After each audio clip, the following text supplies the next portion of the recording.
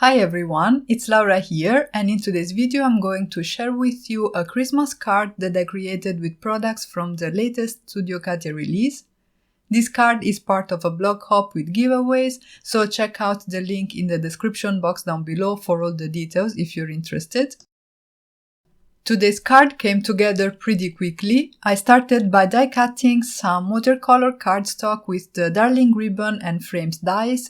This cuts a panel that measures 4 1/4 by 5.5 inches and has a dotted detail all around. And then I used the new half-striped cover die to die cut some black cardstock, and these two panels together will form the background of my card. I'm going to use a fair amount of heat embossing on today's card, and I started by heat embossing part of the sentiment directly on that white watercolor cardstock panel.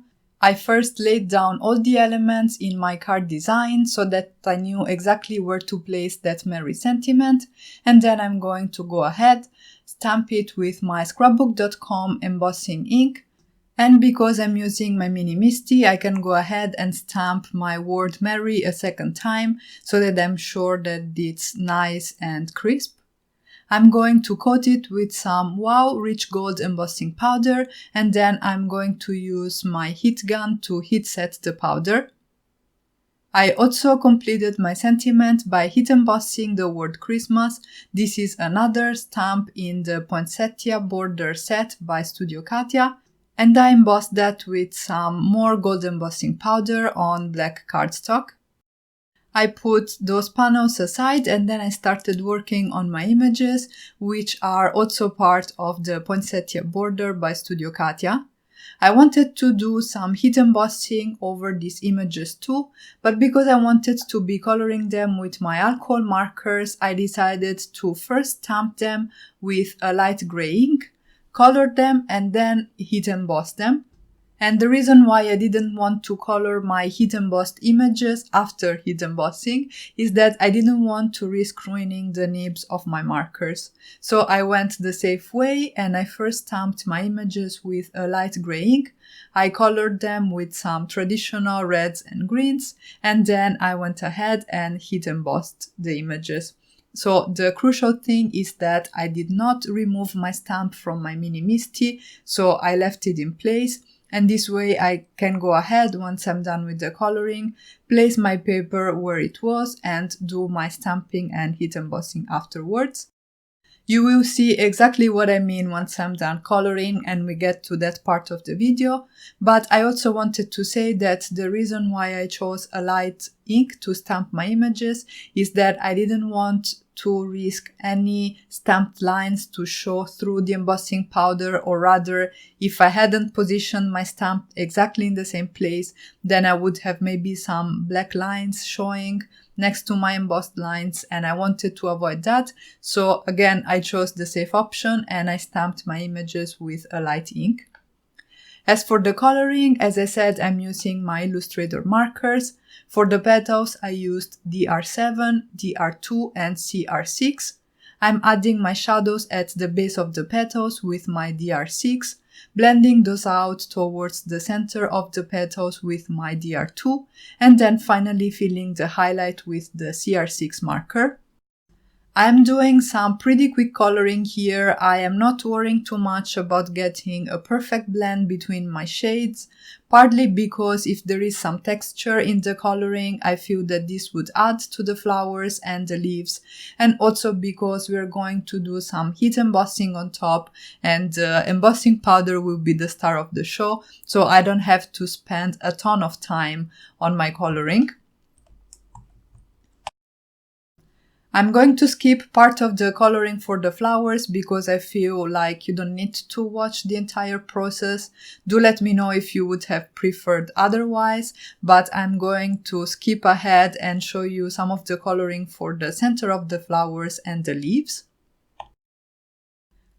For those areas, I used some yellow greens and I used YR3 for my darkest shade, CG3 for my mid-tone and CG1 for my highlights. In the center of the flowers, I basically created some C shapes with my darker marker, which I then filled in with my mid-tone and my highlight marker. We don't have to go too crazy in those areas because there are a lot of fine details from the illustration and those will all be covered with embossing powder, so we really need to add some basic shading there and some color to make sure that that will show through the powder once we are done with the heat embossing. For the leaves, I added my shadows at the base of the leaves and along their centers. I then blended those out with my CG3 marker. I already mentioned my shadow marker is the YR3. And then I finished my coloring by filling in the highlights with my CG1 marker. I added some very quick shading to the berries using some cool grays. These are the IG4 and IG2 markers, which I then blended out with a colorless blender. And then once the coloring was over, I took my Mini Misty, which as you can see still has the stamp in exactly the same position as it was before.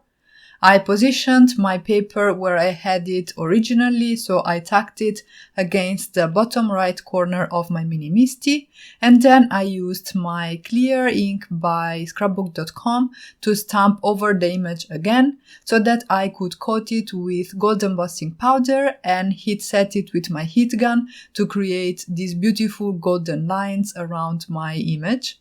I think the result is really stunning and a lot of fun to create. I die cut the image with the coordinating dies to the Poinsettia border stamp set, and I also created a little banner for that Christmas heat embossed sentiment. I decided to create a little bit more interest on my base panel, so I am using my new Studio Katia brushes. I have shown this in a previous video and they are so soft and so fun to use.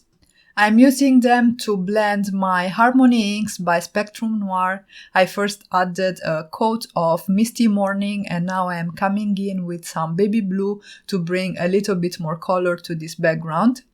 I am blending them around the edges of the panel, not worrying too much about getting a smooth blend, and then I'm going to spritz them with some water to reactivate them and create a distressed look. And at this point I had everything ready and I could go ahead and start assembling everything. I first adhered the panel that I obtained with the half-striped cover die on the background and then glued down my poinsettias and the rest of the sentiment using my Studio Katia glue. And lastly, for a little bit of extra shine and detail, I used my gold foiled pearls. These are also by Studio Katia, and I adhered them around my image and my sentiment using again my Studio Katia glue and a quick stick tool. I adhered everything to a top folding A2 card base that I cut at 5.5 by 8.5 inches and scored at 4.25 inches, and that finished off my card. Don't forget that this is part of a blog hop with giveaways, so make sure to check out my blog that you will find linked in the description box down below. And that's it for today.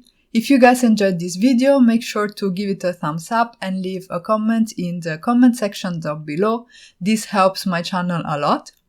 If you haven't already, you can subscribe to my channel for more card making and paper crafting inspiration. And as always, thank you all so much for stopping by and I wish you a great day.